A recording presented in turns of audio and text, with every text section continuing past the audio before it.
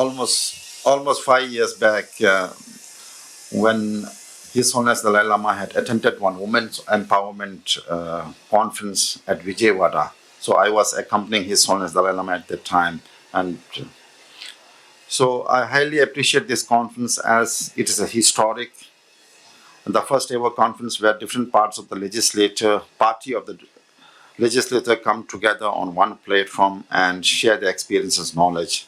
I'm sure the credit goes to Rahulji and his team. So our session topic is on commendable legislative practice.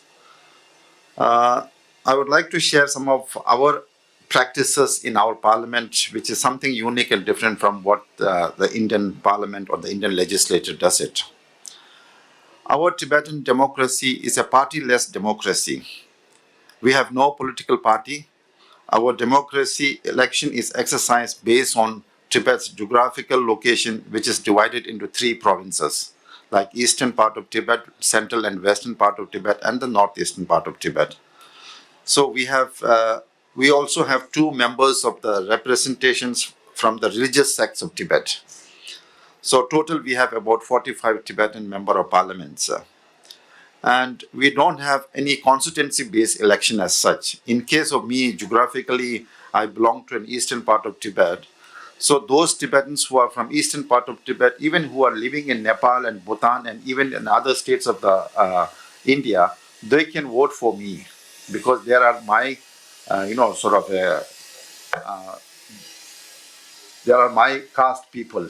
So they can vote for me. So in that case, the election process and the campaign is a huge responsibility. So if it's a one surprise constituency based, so we can do it, the campaign easily within that jurisdiction area.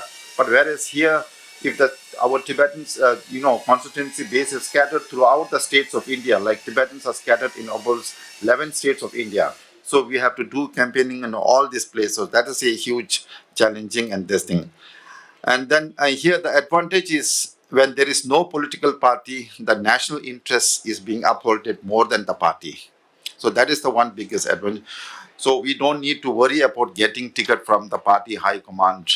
So these things are not in our system. The voters can vote any candidate of their belong provinces of their own choices. So they can vote anybody in the initial stages, in the preliminary stages, they can vote anybody. And once that the voting, the preliminary voting, if they are put in the top 20 list, so they can be eligible for the final round of elections. So that is how it is being done. And the Tibetan parliament is, then when the Tibetan parliament is not in session, there are about a standing committee of 12 members who are permanently stationed there in our houses. So including the speaker and deputy speaker, and 2 from each of the provinces, 1 from each of the religions. So total about 12 members of the standing committee will.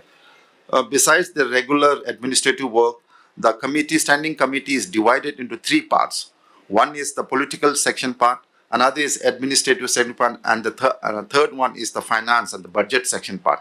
So these are permanently standing 12 members are divided into 4 each. So 4 of them will be specifically targeting on the political issues, and another 4 will be based on the administrative, the report comes from the different departments, and another 4 will focus only on the budget. So next budget session, finance, how it has to be done. So since in between that there is some regular budget has to be sanctioned for the developmental programs, so these are managed by this standing committee. So, and the standing committee also has a huge responsibility of scrutinizing the various issues, developmental programs, budget of the executive body. And before it's present in the House, standing committee will also, suppose if in the month of March when we have a budget session, so these budgets were presented to the House Standing Committee, and House Standing Committee budget section will scrutinize all the budgets which is being, before it is being presented in the House. So they will scrutinize it, and after their views and observations are put before the House, and then the House finally pass the budget section. So that is how we have been practicing. And our session period is of about 10 days, and during the parliament session, we have the opportunity to ask as many as questions to the concerned department ministers. So there is no limit over that. And at the same time, the parliament also have a strict discipline. If the parliament fails to attend the session for the 2 consecutive session, so he is automatically being terminated. So he has to then.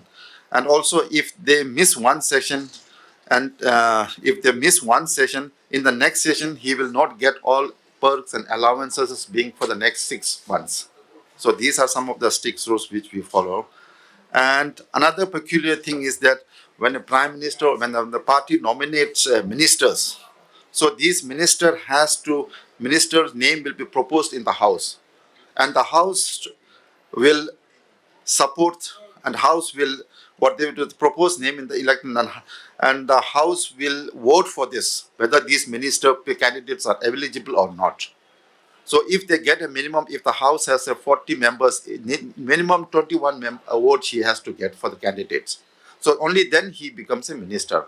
So that the parliament has the huge responsibility to propose that name. So there are many instances when the prime minister or the party proposed the name of the elect minister in the house, and the house rejected it also. So there are many instances. So that's a very challenging and tough decision to become a minister.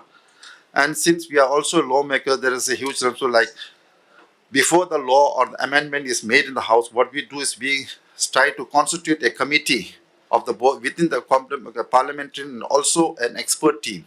So these expert team will be studying on these amendments and the laws and over there, and then they will present in the house. So it doesn't the changes and the amendment doesn't come directly to the house, but or individual can bring it. So it has to be passes through a certain expert committee and also the. So that's how this thing. Of course, the majority of our democracy practices are almost like same as India, but I've shared with you some of the few practices that are something unique and features and something which is different from what you over there. So whether it is commendable or not, it is up to you to decide.